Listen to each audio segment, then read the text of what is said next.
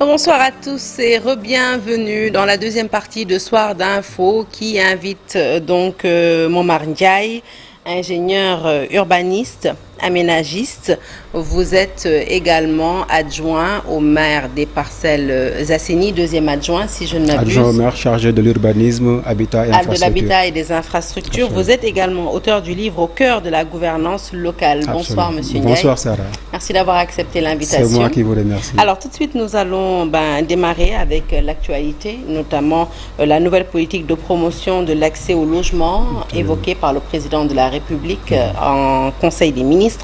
Le président de la République, Bassirou Diomaye Faye, a donc instruit le Premier ministre, Ousmane Sonko, d'engager sans délai avec les ministres concernés et les associations de consommateurs une évaluation des dispositifs de régulation des coûts de loyer selon les spécificités de chaque zone. Absolument. Comment avez-vous accueilli cette nouvelle?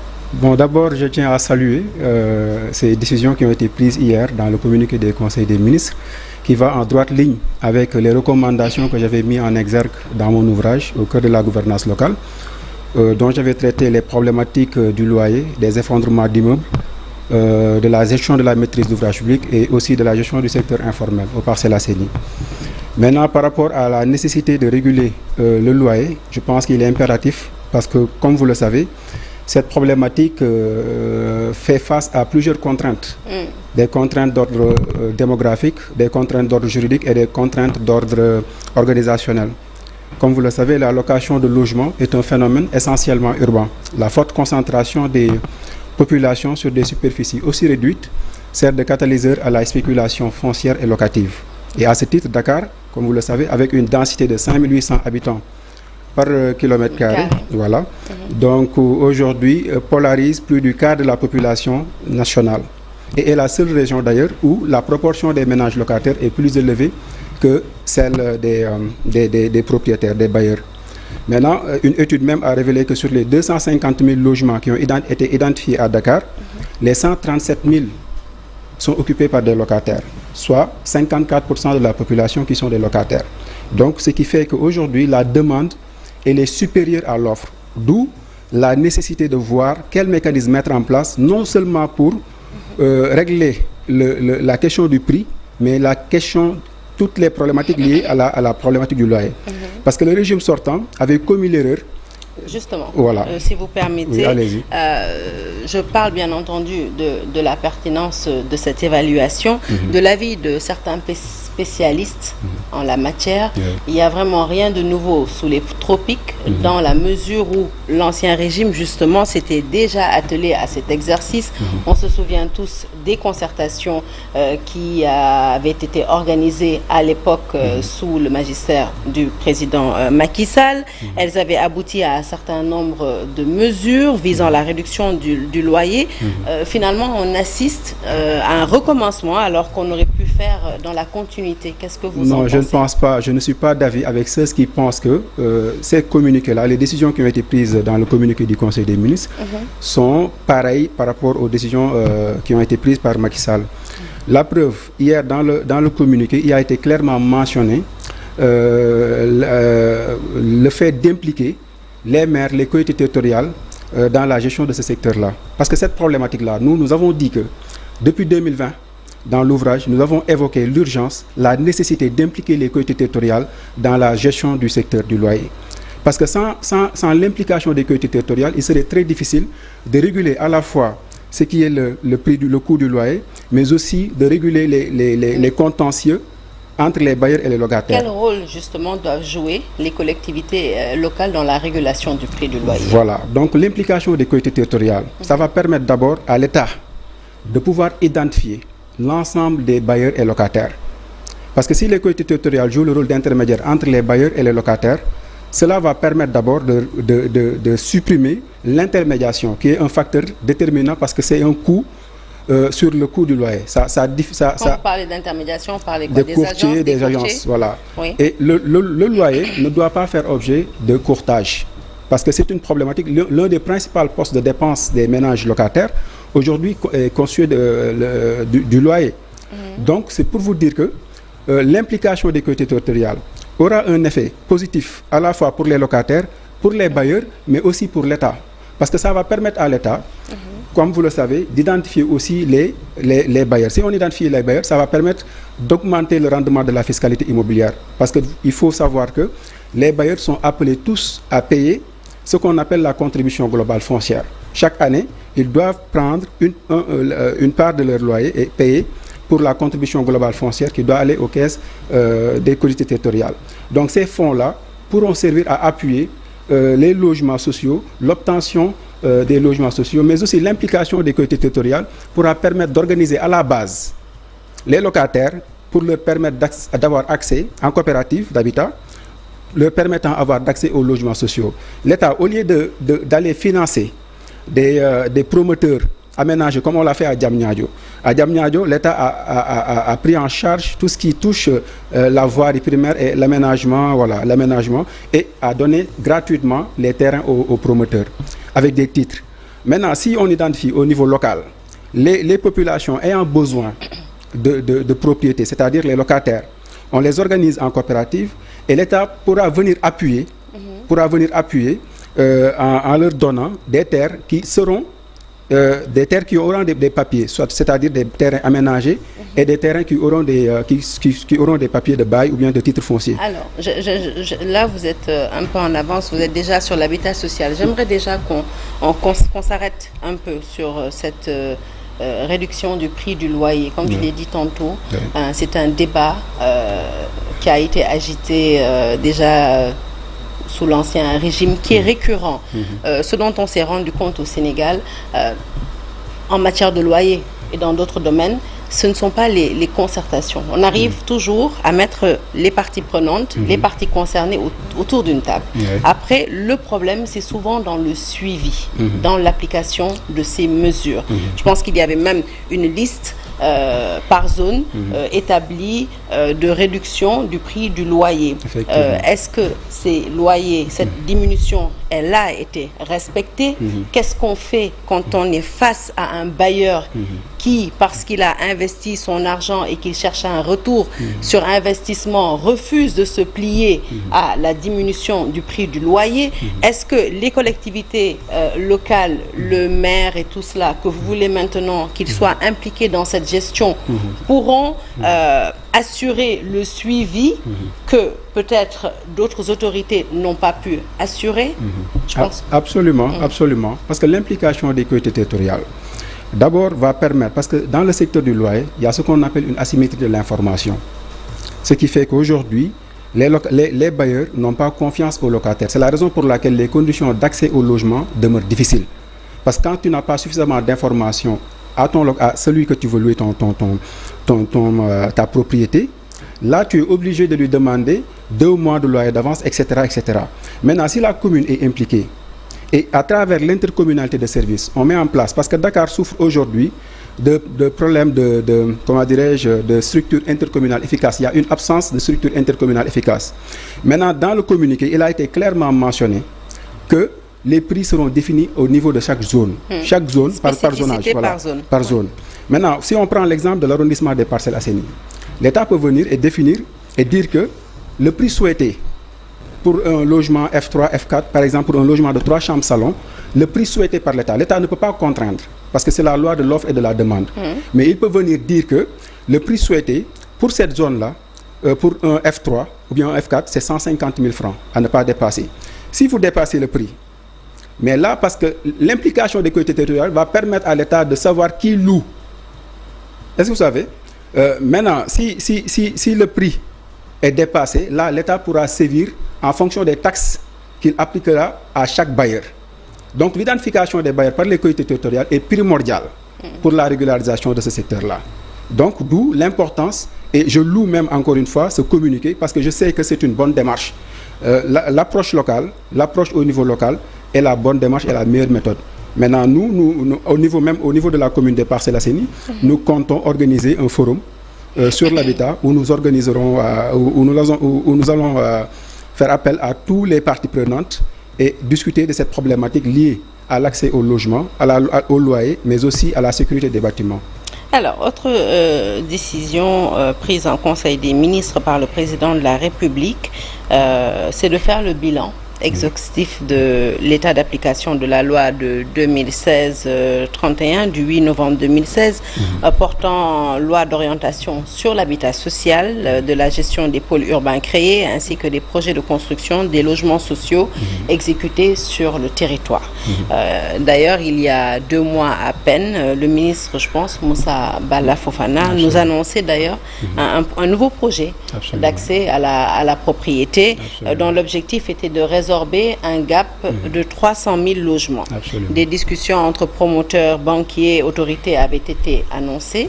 Et encore, pour beaucoup de Sénégalais, il est plus judicieux, on l'a même entendu tout à l'heure, je pense, dans un élément du journal, de renforcer des sociétés déjà existantes comme celle de la SICAP, de la SNHLM, qui ont déjà fait leurs preuves en termes d'habitat social.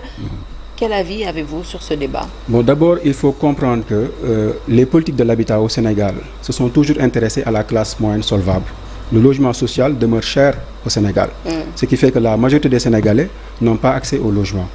Aujourd'hui, sur une population de 18 millions d'habitants, seulement 500 000 sont salariés. Travailleurs, fonctionnaires et travailleurs du privé. Excuse-moi de vous interrompre, mais c'est une transition pour poser une autre question. Finalement, est-ce que vous pensez que c'est plutôt le loyer qu'il faudrait réduire, permettre à chaque Sénégalais d'avoir un toit, en réduisant le loyer, en facilitant avec les logements sociaux, ou plutôt est-ce que c'est le pouvoir d'achat des Sénégalais qu'il faudrait rehausser? Ça va de pair en fait, parce qu'en fait, quand on diminue le coût du loyer avec l'implication des collectivités territoriales, cela va permettre aux locataires de pouvoir épargner. Et si la commune, par exemple, organise des coopératives au niveau local en identifiant les locataires, les spécialistes ont dit au Sénégal, pour que la majorité des Sénégalais puissent avoir accès au logement, il faudrait que les remboursements ne dépassent pas 50 000 francs le mois. Maintenant, au niveau local, on peut organiser cela à travers les conseils consultatifs de quartier que nous sommes en train d'implanter aux Parcelles Assainies. Mais pour cela, il faut du foncier. Dans un quartier comme les Parcelles Assainies, vous n'avez plus de foncier pour organiser en coopérative. Mais je parle d'habitat social. D'habitat social, mais ce n'est pas aux Parcelles Assainies ni à Dakar. C'est à travers l'intercommunalité, comme je l'ai dit tantôt, avec les autres communes. Et l'État même pourra, au niveau du domaine national, que ce soit à Thiès, que ce soit à Kaolack, etc., selon les besoins des populations, et aménager des terrains, les mettre à la disposition des populations. Mais ces terrains-là, si on les aménage et qu'on puisse donner un titre de propriété aux locataires ou bien aux demandeurs, ils seront bancables. Et cela va faciliter l'autoconstruction.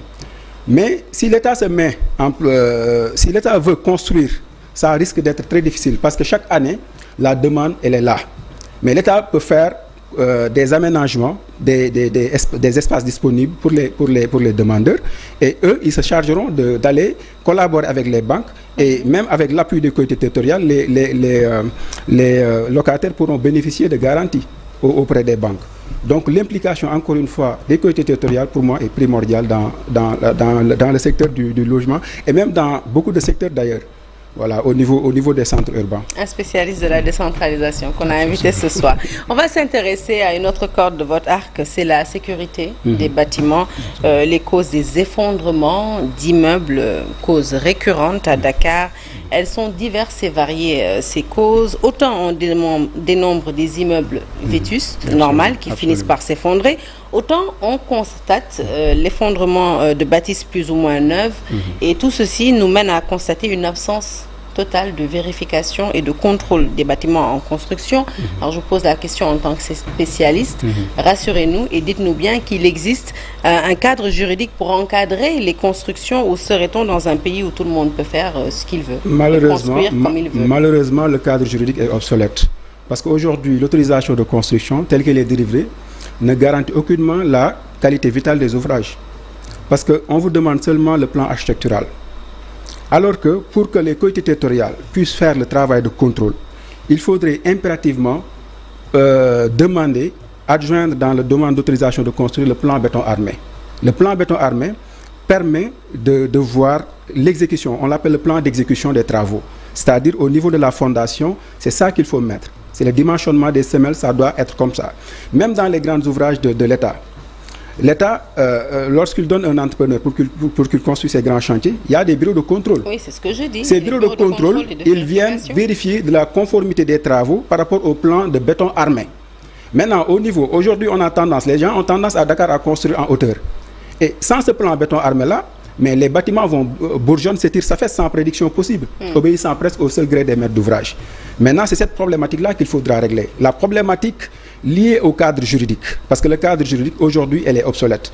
Il faudrait impérativement que le plan béton armé puisse faire partie des documents à produire pour l'obtention du permis de construire. Et si je vous entends bien, ça voudrait dire qu'il faudrait au sein de ces structures finalement qui vont se mettre à vérifier, à contrôler, des ressources suffisamment formées. Est-ce qu'on a aujourd'hui, si jamais on décidait effectivement et que les Sénégalais qui décident de construire décide de se prêter au jeu en fournissant un plan béton armé, est-ce que de l'autre côté, on a le répondant qu'il faut? Est-ce qu'on a des gens suffisamment armés justement pour vérifier ces plans-là? Absolument. Si on implique encore une fois les collectivités territoriales, parce que comme vous le savez, l'habitat est une compétence transfert partagée. Les collectivités territoriales, leur mission s'arrête à la délivrance des autorisations de construire. La mission de suivi est assurée par l'inspection générale des bâtiments et des fois au niveau du ministère de l'Intérieur. Donc il y a une direction qui est là-bas, qui gère cela. Maintenant, si on amène la vérification, si on implique davantage les collectivités territoriales, et pour impliquer les collectivités territoriales, cela suppose à ce que, encore une fois, que l'on revoie le cadre législatif, le cadre réglementaire du code de construction. C'est-à-dire, il faudrait, parce que les collectivités territoriales, pour vérifier la conformité des travaux, il faudrait qu'ils s'appuient sur le plan béton armé qui a été déposé au niveau de la mairie. Maintenant, sans ce plan-là, le propriétaire peut construire et après, voilà, il va aller demander un certificat de conformité. Et le certificat de conformité, malheureusement, il est délivré sous la demande du propriétaire. Et nous proposons à ce que un certificat de conformité puisse être délivré par les collectivités territoriales au cours de la réalisation. C'est-à-dire, après la réception des fondations, le maire délivre un certificat de conformité, c'est-à-dire ce qu'on a mis dans la fondation est conforme à ce qu'on a déposé par rapport au plan. Après, le propriétaire pourra avancer.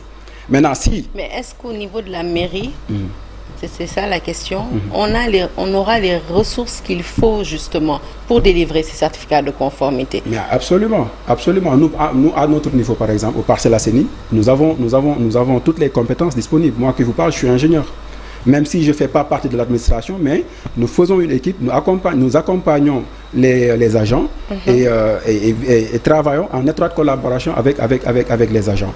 Maintenant, il faudrait effectivement repenser notre décentralisation, la manière dont on choisit nos élus, mais aussi la manière dont on recrute le personnel. Le personnel administratif. Voilà. Effectivement. Alors, vous êtes urbaniste, vous êtes également aménagiste. Lorsqu'on observe les immeubles à Dakar, on constate qu'il n'y a pas d'harmonie du point de vue de la forme, des matériaux utilisés, des couleurs. Alors, les façades, on en voit... franchement, de toutes les formes, il y en a pour tous les goûts, toutes les couleurs. Quel regard posez-vous sur cette anarchie qui autorise à penser qu'il n'y a pas de code urbanistique, j'ai envie de dire, pour réglementer tout ça? Une absence de planification urbaine. Aujourd'hui, Dakar n'a jamais cessé d'évoluer, de se métamorphoser, de se transformer pour répondre aux besoins à temps renouvelés. Mais si on constate, comme vous le dites, le décor à Dakar, c'est malheureux. Il y a une densification à outrance, mais malheureusement, il n'y a pas de rigueur dans le suivi, il n'y a pas une bonne planification de Dakar. Maintenant, il faudrait éviter les erreurs qu'on a fait à Dakar. Il faudrait les éviter dans les nouvelles villes, bien dans les centres secondaires que l'État veut créer. Donc c'est là où j'attire l'attention, parce que créer une ville, ça prend du temps. La création d'une ville, ce n'est pas seulement des bâtiments juxtaposés, ni des infrastructures. Absolument. Mais c'est bâtir une société à la base, qui sera à la base des infrastructures qui seront là-bas. Maintenant, si l'État vient comme Diamniadio, on met des infrastructures par-ci et par-là. Préserver des espaces verts. Voilà, c'est ça. Créer des espaces verts, parce qu'on ne peut pas construire partout. Absolument, absolument. Donc, il faudrait essayer de voir quelles ont été les erreurs à Dakar et ne pas le reproduire dans les centres secondaires. Donc vous voulez nous dire qu'on ne peut pas rectifier les erreurs à Dakar? À Dakar, c'est très compliqué. Parce que, il faut beaucoup de courage politique, encore une fois, parce que pour régler les problèmes d'inondation, mais il faudrait déguerpir, il faudrait reprendre certaines maisons. Bon, d'où je salue même l'initiative qui a été faite pour la maîtrise foncière à Dakar, qui ont été prises par les autorités. Mais encore une fois, il faut beaucoup de courage.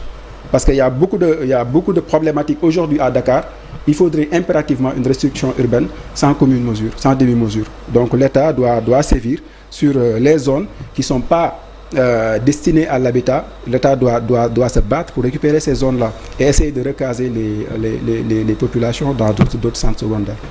Omar Ndiaye, ingénieur, urbaniste, aménagiste, auteur du livre Au cœur de la gouvernance locale, était notre invité ce soir. Merci Monsieur Ndiaye. C'est moi qui vous remercie, Sarah.